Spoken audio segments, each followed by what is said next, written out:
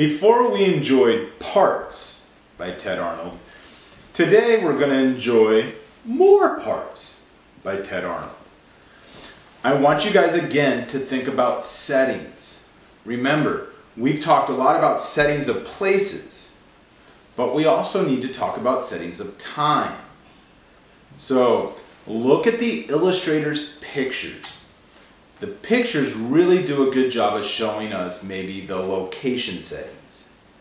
But you also have to listen to the author's words. The author's words can definitely tell you about setting locations, but that's usually where we're going to hear about time settings. What time of day, what hour time, or maybe a season. So let's enjoy More Parts. More Parts.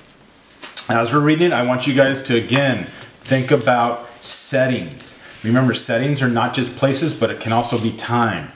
Look at the illustrations that the illustrator draws to get a good sense of the setting of location, and also listen to the author's words. That'll also help you with the location, but that's usually where we're also going to get our time settings. Okay? More Parts. Ted Arnold. He's the author that wrote the words and also the illustrator that drew the pictures. Things are bad and getting worse. Each day it's something new. With all the stuff that I hear about, I don't know what to do.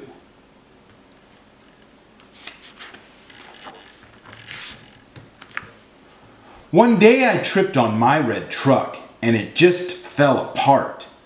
But when I told my mom, she said, "I bet that broke your heart." They're in his house right now. Let's see. I guess that's possible. Who knows? I don't think Mom would lie. I'd better play more carefully. This pillow's worth a try. If he's getting an X-ray, where's the illustrator have him located? Has to be at the doctor's office or a hospital.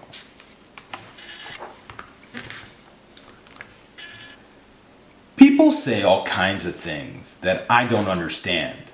Like when my dad asked me if I would please give him a hand. You can look at the pictures, the illustrations right here, and I see the grass. They're outside. I didn't know my hands come off, and I don't want them to. So I'll make sure that they stay on with some gloves and lots of glue.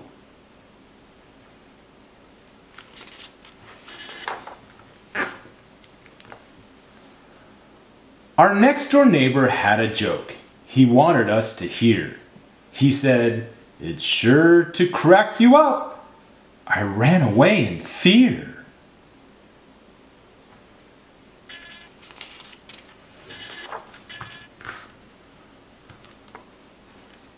Who wants to hear a joke like that? Not my idea of fun. I gotta keep my head together. It's my only one. My teacher has me worried too. This happened yesterday. She said to stretch our arms and legs before we go and play.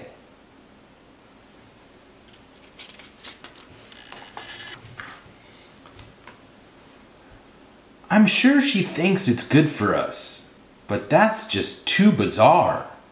My arms and legs are long enough. I like them the way they are.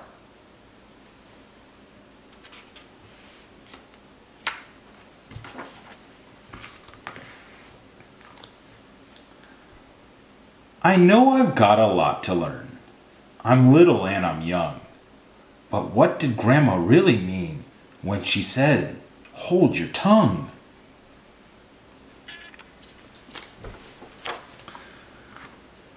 My tongue's a little slimely, jiggly, squishy, slippery little squirt. It'd be my luck to squeeze too hard and lose it in the dirt.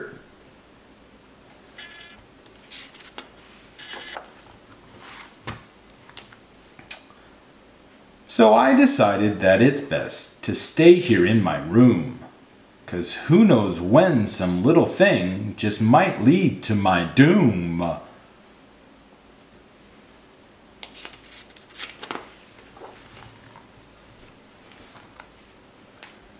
Then Mom and Dad came in and asked me, "Why are you upset?" I told them all the things I've heard that get me in a sweat.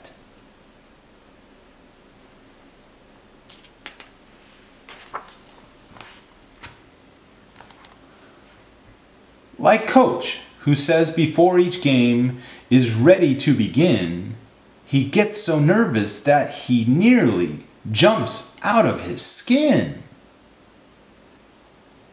Or what a friend said recently, it gave me such a fright. He claimed his baby sister screams her lungs out every night.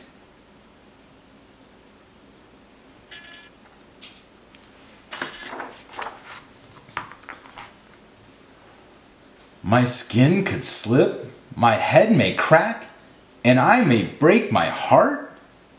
I could lose my lungs, my hands. Who knows when it might start? What if quite by accident my body flies apart?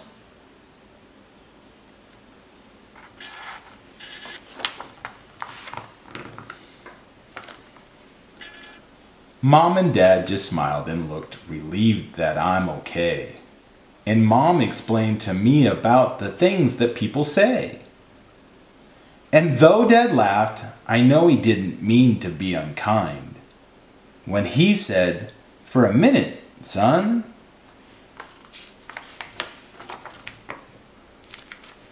we thought you'd lost your mind."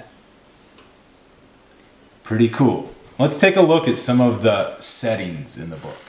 So we finished up more parts. Now, let's think about settings, okay? The illustrators' pictures are great to look at for settings. So right here, the neighbor was telling the joke that cracked them all up, okay? But if you look at the picture, the neighbor's not telling them inside the house. He's not telling them in the driveway. He's telling them over the fence, probably in the backyard, because we can see the plane, they got the trees out, the blue sky, we can see the fence, okay? So that illustration really helped us with the setting, the location setting. But just on the next page, he's at school. Illustrator tells us that. But if we listen to the author's words, it was talking about the teacher and it said, this happened yesterday. That word yesterday is a time setting. Didn't happen today, it's not happening in the future, it didn't happen a long time ago, it happened just yesterday. Okay? When we got further into the story, he was recalling things that other people had said.